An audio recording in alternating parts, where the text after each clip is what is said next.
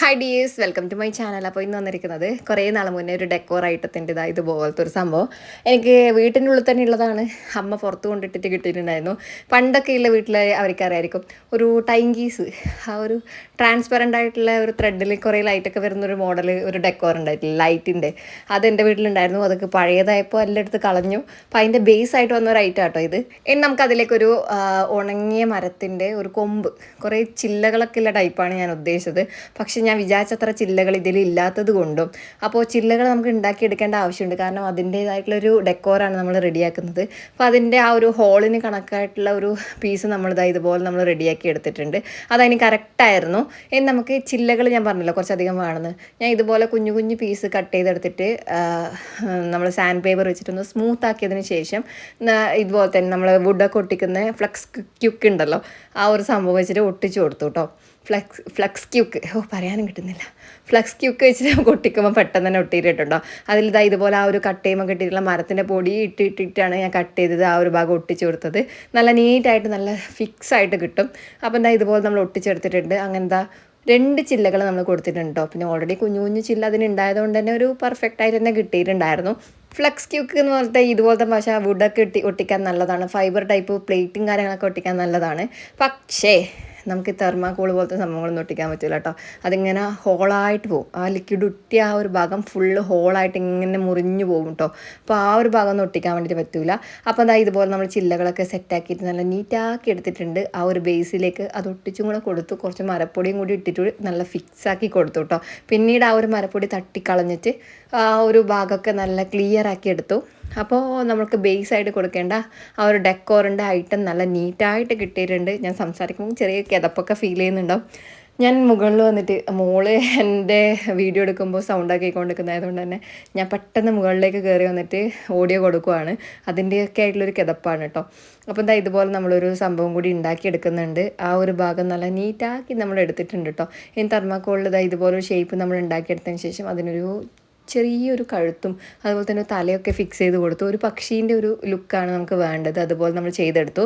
ഇനി ഒരു കുറച്ച് അത്യാവശ്യം കട്ടിയുള്ളൊരു പേപ്പർ എടുത്തതിന് ശേഷം അതിലേക്ക് ഇതുപോലെ നമ്മളൊരു പെറ്റലിൻ്റെ ഒക്കെ ഷേപ്പിൽ കട്ട് ചെയ്തെടുത്തിട്ടുണ്ട്. അത് നമ്മൾ നേരത്തെ ഉണ്ടാക്കിയെടുത്തിട്ടുള്ള ആ ഒരു പക്ഷീൻ്റെ ബാക്ക് സൈഡിലായിട്ടൊന്ന് ഫിക്സ് ചെയ്ത് കൊടുക്കണം. അതിന് മുന്നേ ആയിട്ട് നമ്മൾ കുറേ നാൾ മുന്നേ കൂർഗിൽ ടൂർ പോയ സമയത്ത് ഞാൻ പെറുക്കിക്കൊണ്ട് വന്ന ഒരു ഐറ്റം കേട്ടോ. ഇത് ആ ഒരു പെറുക്കുന്ന വീഡിയോ ഒക്കെ എൻ്റെ കയ്യിലുണ്ടായിരുന്നു. കഴിഞ്ഞ വീഡിയോയിലൊക്കെ ഞാൻ ഇട്ടിട്ടുണ്ടായിരുന്നു. പക്ഷേ ഫുൾ ഓഫ് ഈ ഒരു പെറുക്കുന്ന തന്നെ കാണിച്ചു കഴിഞ്ഞാൽ നിങ്ങൾക്ക് ബോറടിക്കൂലേ. അതുകൊണ്ട് തന്നെ പെറുക്കി കൊണ്ടുവന്ന സാധനങ്ങൾ മാത്രം ഞാനിവിടെ കാണിക്കുവാണ്. അപ്പോൾ ഇതുപോലെ നമുക്ക് താഴ്ന്ന് മുകളിലേക്ക് വരുന്ന രീതിയിൽ അതിൻ്റെ പെറ്റൽസ് എന്നുള്ള രീതിയിൽ ആ ഒരു കായ് നമ്മൾ ഒട്ടിച്ചു കൊടുക്കുകയാണ്. ഇതെന്തിൻ്റെ കായ അറിയുന്ന കൂട്ടുകാരുണ്ടെങ്കിൽ ഒന്ന് കമൻറ്റ് ചെയ്യണേ. ഇത് ഇവിടുന്ന് ആ ഒരു ബാംബു ഗാർഡനിൽ കിട്ടിയതാണ്. അപ്പോൾ ഇതുപോലെ നമ്മൾ കംപ്ലീറ്റ് ഒന്ന് അറേഞ്ച് ചെയ്ത് കൊടുക്കുന്നുണ്ട് 1 by 1 ആയിട്ട് മുകളിലൂടെ വരുന്ന രീതിയിൽ. അപ്പോൾ ഓൾമോസ്റ്റ് ഇത്രയും വലിയ ഒരു പീലീൻ്റെ പോർഷൻ വേണ്ടാന്ന് എനിക്ക് പിന്നീട് തോന്നിയതുകൊണ്ട് തന്നെ ഞാൻ ചെറുതാക്കിയിട്ടുണ്ടായിരുന്നു കേട്ടോ. അപ്പോൾ ഇതുപോലെ നമ്മൾ നല്ല നീറ്റായിട്ട് ഒട്ടിച്ചെടുത്തു. നല്ല ഭംഗിയില്ലേ. നമുക്ക് ബേസായിട്ട് വൈറ്റ് കളർ കൊടുക്കണം. അതിന് മുന്നേ ആയിട്ട് നമ്മൾ നേരത്തെ ഉണ്ടാക്കിയ ആ ഒരു മരക്കൊമ്പിൻ്റെ മുകളിലായിട്ട് ഇതുപോലെ ഒന്ന് ഫിക്സ് ചെയ്ത് കൊടുക്കണം. ഗ്ലൂ ഗൺ വെച്ചിട്ട് തന്നെയാണ് നമ്മൾ അറേഞ്ച് ചെയ്ത് കൊടുക്കുന്നത്. നല്ല നീറ്റായിട്ട് തന്നെ കിട്ടിയിട്ടുണ്ടായിരുന്നു കേട്ടോ. വെയിറ്റൊക്കെ ഒന്ന് ബാലൻസ് ചെയ്യുന്ന രീതിയിലൊന്ന് സെറ്റാക്കാൻ വേണ്ടിയിട്ട് പ്രത്യേകം ശ്രദ്ധിക്കണം.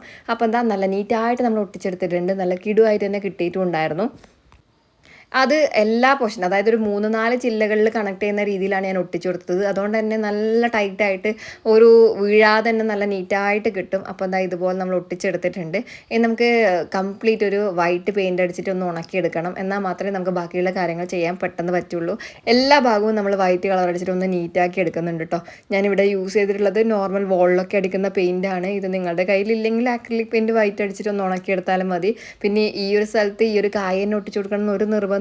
നിങ്ങൾക്ക് കാർഡ്ബോർഡ് ഇതുപോലത്തെ ഷേപ്പിൽ കട്ട് ചെയ്തിട്ട് ഒട്ടിച്ചു കൊടുത്താലും മതി. അപ്പോൾ എൻ്റെ കയ്യിൽ കിട്ടിയ കുറച്ച് സാധനങ്ങൾ വെച്ചിട്ട് ഒരു വർക്ക് നല്ല രീതിയിലാട്ടോ ഞാൻ ഇന്ന് കാണിച്ചു തരുന്നത്. അപ്പോൾ ഇതുപോലെയൊക്കെ നല്ല രീതിയിലൊന്ന് ഒട്ടിച്ച് നല്ല നീറ്റായിട്ട് വൈറ്റ് ബേസ് അടിച്ചിട്ട് നല്ലവണ്ണം ഒന്ന് ഉണക്കിയെടുക്കണം. നന്നായിട്ട് വൈറ്റ് പെയിൻറ്റ് ഉണങ്ങിക്കഴിഞ്ഞതിന് ശേഷം മാത്രമാണ് നമ്മൾ കളർഫുള്ളായിട്ട് കളേഴ്സ് കൊടുക്കുന്നത്. മയിലിൻ്റെ കളേഴ്സ് അറിയാമല്ലോ, നല്ല അട്രാക്റ്റീവ് ആയിട്ടുള്ള ബ്ലൂ, ഗ്രീൻ, അതിൻ്റെ ഇടയിലൊക്കെ യെല്ലോ കളറൊക്കെ വന്നിട്ട് നല്ല അട്രാക്റ്റീവ് ആയിട്ടുള്ള കളേഴ്സ് തന്നെയാണ്. അപ്പം ബ്ലൂ നമ്മളൊന്ന് കൊടുക്കുന്നുണ്ട്. തെർമാക്കോളിൽ അടിച്ചിട്ടുള്ള പെയിൻറ്റ് അത്യാവശ്യം ഉണങ്ങാത്തത് കൊണ്ട് തന്നെ നമുക്കൊരു ലൈറ്റ് ഷെയ്ഡാണ് കിട്ടിയിട്ടുണ്ടായത് കേട്ടോ. ഞാൻ പിന്നീട് അടിച്ചിട്ട് കുറച്ച് ഡാർക്കിലേക്ക് ഞാൻ മാറ്റിയിട്ടുണ്ട്. കാരണം ഞാൻ ആ ഒരു ബാക്കിൽ ഒട്ടിച്ചിട്ടുള്ള ആ ഒരു സീഡ് മാത്രമേ തൊട്ട് നോക്കിയിട്ടുണ്ടായിരുന്നുള്ളൂ. അത് നല്ല രീതിയിൽ ഉണങ്ങിയിട്ടുണ്ടായിരുന്നു. ഞാൻ കരുതി എല്ലാം ഉണങ്ങിയിട്ടുണ്ടാവും എന്ന് വിചാരിച്ചിട്ട് കംപ്ലീറ്റ് പെയിൻറ്റ് ചെയ്യാൻ വേണ്ടിയിട്ട് തുടങ്ങി. പക്ഷേ ഉണങ്ങിയിട്ടുണ്ടായിരുന്നില്ല, തെർമോക്കോളിൻ്റെ അടുത്ത് പെയിൻറ്റ് ഉണങ്ങിയിട്ടുണ്ടായിരുന്നില്ല. കുഴപ്പമില്ല, നമുക്കൊരു 2-3 കോട്ട് അടിച്ചാൽ നല്ല നീറ്റായിട്ട് ഉണക്കിയെടുക്കുമ്പോൾ നല്ല കളർ തന്നെ വന്നോളും. അപ്പോൾ എല്ലാ ഭാഗവും കവർ ചെയ്യുന്ന രീതിയിൽ ബ്ലൂ കളർ നന്നായിട്ട് നമ്മളൊന്ന് അടിച്ചു കൊടുത്തിട്ടുണ്ട് കേട്ടോ. അപ്പോൾ ഇവിടെ യൂസ് ചെയ്തിട്ടുള്ള പെയിൻറ്റ് എന്ന് പറയുന്നത് ആക്രിലിക് പെയിൻ്റ് ആണ്. അതുകൊണ്ട് തന്നെ നമുക്ക് നല്ല ഫിനിഷിങ്ങും നല്ല ഡീറ്റെയിലിംഗ് ഒക്കെ ചെയ്യാൻ വേണ്ടിയിട്ട് ബെസ്റ്റ് ആയിട്ടുള്ള ഒരു പെയിൻറ്റ് തന്നെയാണ്. അപ്പോൾ ഇതുപോലുള്ള വർക്കൊക്കെ ചെയ്യുമ്പോൾ ആക്രിലിക് പെയിൻറ്റ് തന്നെ യൂസ് ചെയ്യുന്നതായിരിക്കും നല്ലത്. അല്ലെങ്കിൽ ഫാബ്രിക് പെയിൻറ്റ് നിങ്ങൾക്ക് യൂസ് ചെയ്യാം. വാട്ടർ കളർ അതുപോലെ തന്നെ ഓയിൽ കളറൊക്കെ ഭയങ്കര എക്സ്പെൻസീവാണ്. വാട്ടർ കളറൊന്നും യൂസ് ചെയ്താൽ ഇത്രയും നല്ലൊരു റിസൾട്ട് കിട്ടൂല കേട്ടോ. അപ്പോൾ അതൊക്കെ ഒന്ന് ശ്രദ്ധിക്കുക. അപ്പോൾ നമ്മൾ ഓൾമോസ്റ്റ് എല്ലാ ഭാഗവും നല്ല നീറ്റായിട്ട് കവർ ചെയ്തെടുത്തിട്ടുണ്ട്. എല്ലാ ഭാഗവും കാണുന്ന വിസിബിൾ ആവുന്ന എല്ലാ പോർഷനും നമ്മൾ കളർ ചെയ്തെടുക്കണം. അങ്ങനെ എല്ലാം നമ്മൾ ചെയ്തെടുത്തിട്ടുണ്ട്. അപ്പോൾ ഇതാ ഇതുപോലെയാണ് കിട്ടിയിട്ടുള്ളത്. അപ്പോൾ ആ ഒരു മയിലിൻ്റെ ബോഡി പോർഷനായിട്ട് വരുന്ന പോർഷനിൽ കുറച്ചൊരു ബ്രൗൺ കളർ ഇതാ ഇതുപോലെ ഒന്ന് അടിച്ചു കൊടുത്തിട്ടുണ്ട്.